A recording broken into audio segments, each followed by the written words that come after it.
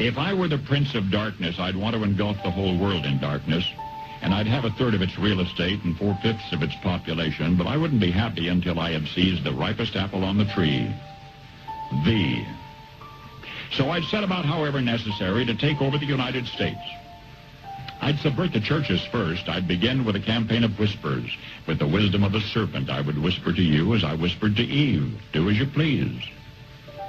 To the young, I would whisper that the Bible is a myth. I would convince them that man created God instead of the other way around. I would confide that what's bad is good and what's good is square. And the old I would teach to pray after me, Our Father, which art in Washington. And then I'd get organized. I'd educate authors in how to make lurid literature exciting so that anything else would appear dull and uninteresting. I'd threaten TV with dirtier movies and vice versa. I'd peddle narcotics to whom I could. I'd sell alcohol to ladies and gentlemen of distinction. I'd tranquilize the rest with pills. If I were the devil, I'd soon have families at war with themselves, churches at war with themselves, and nations at war with themselves, until each in its turn was consumed. And with promises of higher ratings, I'd have mesmerizing media fanning the flames.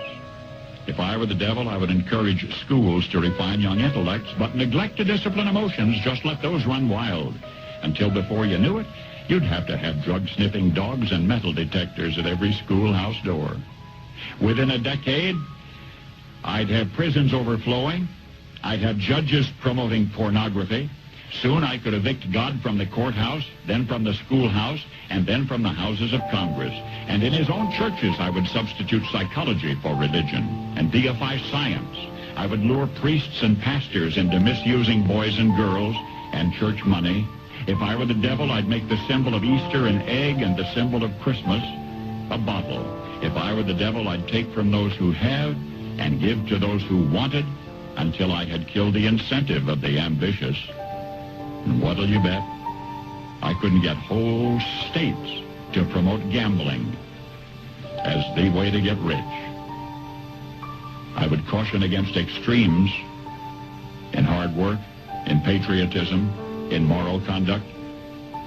I would convince the young that marriage is old-fashioned, that swinging is more fun, that what you see on TV is the way to be. And thus I could undress you in public, and I could lure you into bed with diseases for which there is no cure. In other words, if I were the devil, I'd just keep right on doing what he's doing.